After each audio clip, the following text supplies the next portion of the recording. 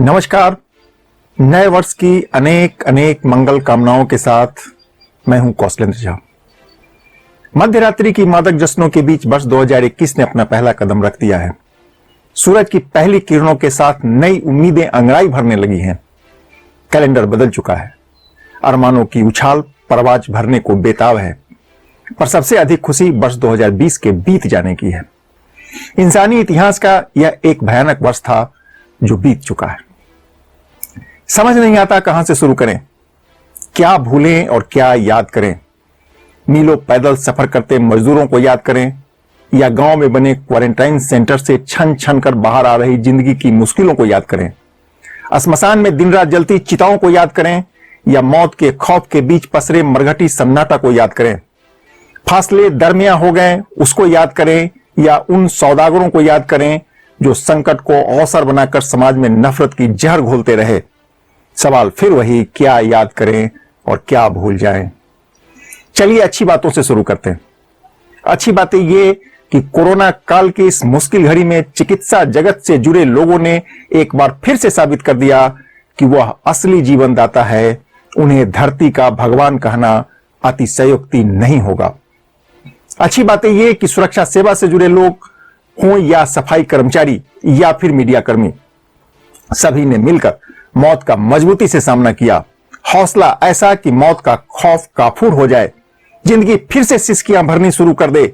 खौफनाक मंजर के बीच ही वायुमंडल के स्वच्छ होने की खबरें आने लगी।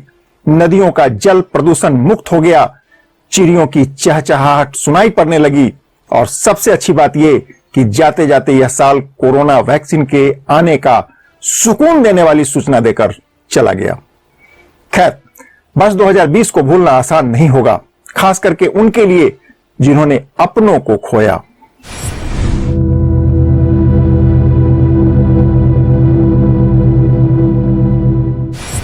कहते हैं कि भारत में कोरोना संक्रमण का पहला मामला 30 जनवरी को केरल के त्रिशूर जिले से सामने आ गया था और देखते ही देखते पूरे देश को इसने अपने चपेट में ले लिया। अकेले भारत में करीब 1,47,000 से अधिक लोगों को अपनी जान गंवानी पड़ी। करीब 1 करोड़ से अधिक लोग कोविड-19 की चपेट में आ गए और यह सिलसिला आज भी जारी है। सबसे बुरी खबर महाराष्ट्र से आई। यहां तकरीबन 19 लाख से अधिक लोग कोरोना की चपेट में आ गए और करीब 49,000 लोगों की मौत हो गई। दूसरे नंबर पर था कर्नाटक। यहां 12,000 से अधिक लोगों ने अपनी जानें गंवानी पड़ी। तीसरे नंबर पर आंध्र प्रदेश, चौथे पर तमिलनाडु और 5वें स्थान पर केरल में सर्वाधिक मौतें हुई। बिहार भी इससे अछूता नहीं रहा। वर्ष 2020 में हमने कुछ अनमोल हीरा खो दिए। इसमें पूर्व राष्ट्रपति प्रणब मुखर्जी, असम के पूर्व मुख्यमंत्री तरुण गोगोई, पूर्व केंद्रीय मंत्री जसवंत सिंह, कांग्रेस के कद्दावर नेता अहमद पटेल, भंवरलाल मेघवाल, डॉक्टर रघुवंश प्रसाद सिंह, हंसराज भारद्वाज, देवी प्रसाद त्रिपाठी और अश्विनी कुमार चोपड़ा को नियति ने हमसे छीन लिया। इसी प्रकार प्रखर साहित्यकार पद्मश्री गिरिराज किशोर, कृष्ण बलदेव वैद्य और उर्दू के मशहूर शायर राहत इंदौरी को भूल पाना आसान नहीं होगा। वर्ष 2020 ने फिल्म जगत के कई मशहूर कलाकारों को हमसे छीन लिया। अभिनेता इरफान खान, ऋषि कपूर, सुशांत सिंह राजपूत और संगीतकार एसपी बाला सुब्रमण्यम की यादों को जेहन से मिटा पाना किसी के लिए भी आसान नहीं होगा। मशहूर हस्तियों में पूर्व अटॉर्नी जनरल अशोक देसाई, रंगकर्मी उषा गांगुली और फुटबॉल खिलाड़ी प्रदीप कुमार बनर्जी को हमने इसी साल सदा सदा के लिए खो दिया है। कहते हैं कि वर्ष 2020 को कुछ नए शब्दों के लिए लंबे समय तक याद किया जाता रहेगा। इसमें सबसे अव्वल है नोवल कोरोना वायरस। कहते हैं कि नोवल कोरोना वायरस ने वर्ष के शुरुआत में यानी जनवरी में ही भारत में अपनी दस्तक दे दी थी। हालांकि इसकी गंभीरता का पता मार्च के तीसरे सप्ताह में चला।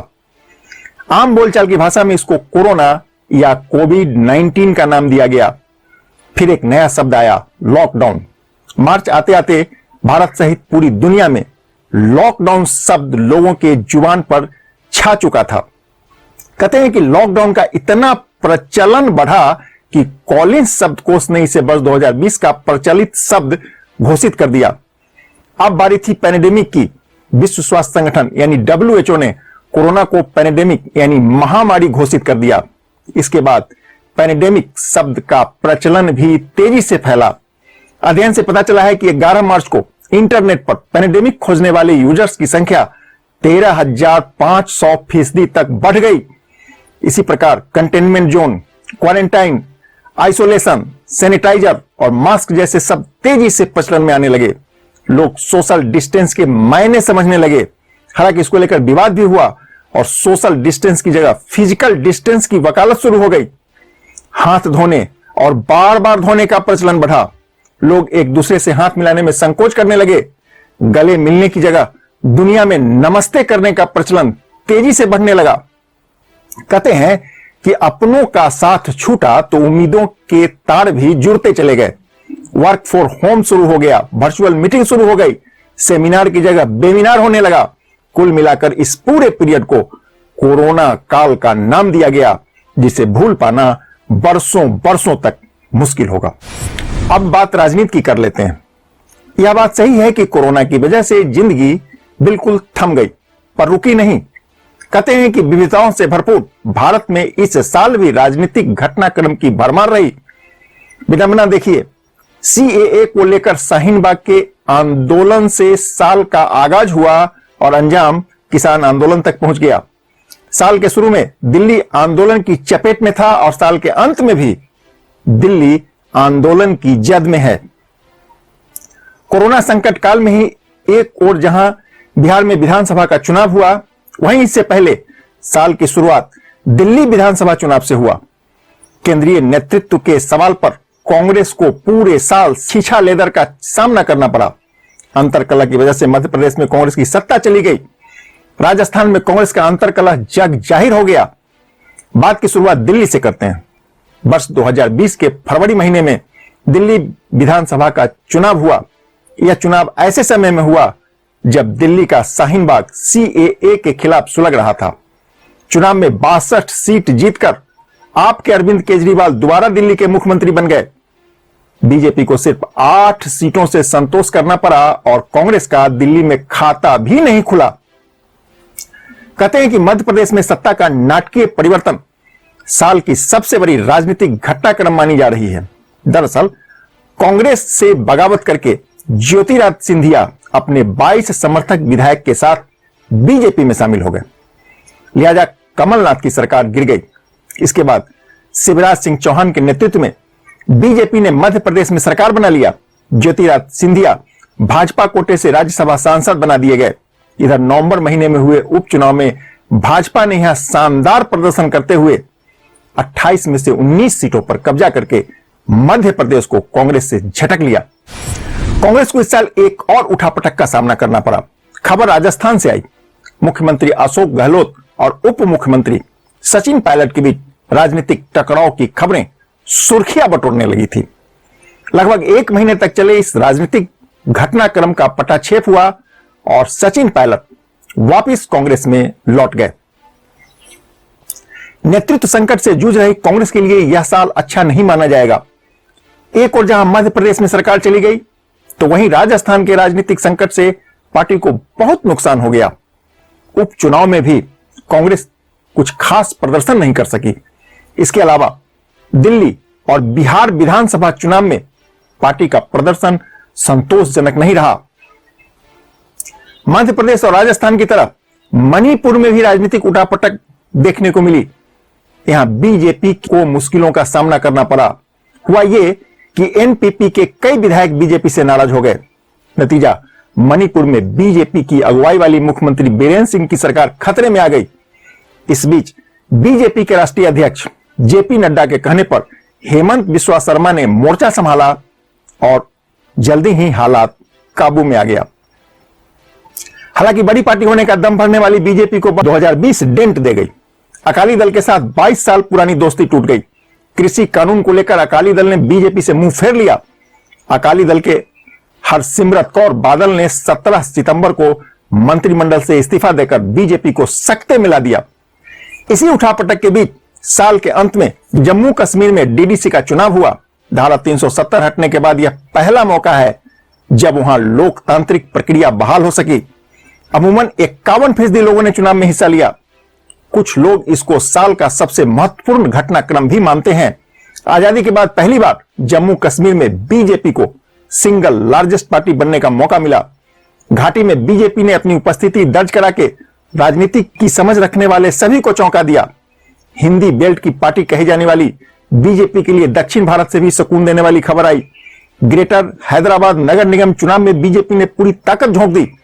नगर निगम चुनाव में केंद्रीय गृह मंत्री अमित शाह, बीजेपी के राष्ट्रीय अध्यक्ष जेपी नड्डा और यूपी के मुख्यमंत्री योगी आदित्यनाथ जैसे कद्दावर नेता प्रचार में उतार दिए गए। पार्टी को इसका फायदा भी हुआ। बीजेपी 4 सीट से बढ़कर 49 सीट जीतने में कामयाब हो गई और हैदराबाद में दूसरे नंबर की पार्टी बन गई। सत्ताधारी टीआरएस को 56 और ओवैसी की पार्टी को 44 सीटों पर कामयाबी मिली। कांग्रेस को यहां मात्र 2 सीटों से ही संतोष करना पड़ा। सामाजिक घटनाक्रम की बात करें तो इस वर्ष के 5 अगस्त को अयोध्या में प्रधानमंत्री नरेंद्र मोदी ने राम मंदिर निर्माण की आधारशिला रख दिया और इसी के साथ सदियों पुरानी विवाद का यहां पटाक्षेप हो गया। कहते हैं कि जब साल 2020 की शुरुआत हुई तब तक दिल्ली के शाहीन बाग समेत कई इलाके सीएए विरोधी आंदोलन का केंद्र बन चुका था। जामिया नगर के पास शाहीन बाग तो प्रोटेस्ट का एक बड़ा मॉडल बन चुका था। विरोध प्रदर्शन के बीच में ही 24 फरवरी को नमस्ते ट्रंप के तहत अमेरिकी राष्ट्रपति डोनाल्ड ट्रंप और अमेरिका की first lady Melania Trump Bharat आए थे। आपको याद ही होगा, ट्रंप के भारत में रहते ही उत्तर पश्चिम दिल्ली में दंगे भड़क गए। इसमें 50 से अधिक लोगों की जानें गई। हालांकि 24 मार्च को कोरोना वायरस का कहर शुरू होने के बाद दिल्ली पुलिस ने 3 महीने से चल रहे इस आंदोलन को जबरन यानी बलपूर्वक खत्म करवा दिया था। आप संयोग देखिए, साल के अंत में एक बार फिर से दिल्ली के लोग आंदोलन की मुश्किलों को झेल रहे हैं। इस बार मोर्चा पर बैठा है देश का अन्नदाता यानी किसान। 3 नए कृषि कानून के खिलाफ किसान आंदोलन पर हैं। मूल रूप से पंजाब और हरियाणा से आए किसान कृषि कानून को वापस लेने की मांग पर अड़े हैं। वे अपने साथ अगले कई महीने तक के लिए राशन पानी साथ लेकर आए हैं। लिहाजा ऐसा प्रतीत होता है कि यह आंदोलन अभी लंबा चलेगा। हालांकि उम्मीद की जा रही है कि जल्दी ही सभी कुछ ठीक हो जाएगा। बेशक 2020 का पूरा साल चुनौतियों से भरा रहा, मुश्किलों से भरा रहा। यह सच है कि कोरोना वायरस की वजह से जिंदगी ठहर गई, पर यह भी सच है कि रुकी नहीं। शायद इसी को जिंदगी कहते हैं। अब 2021 से उम्मीदें जुड़ी हैं। तरक्की की उम्मीदें, अमन और चैन की उम्मीदें, विषम परिस्थितियों में अतिरेक से बचने की उम्मीदें, राजनीति से विकास की उम्मीदें, इंसान से स्नेह की उम्मीदें और सांसों से साथ देने की उम्मीदें। एक बार फिर नए वर्ष 2021 की मंगल कामनाओं के साथ नमस्कार।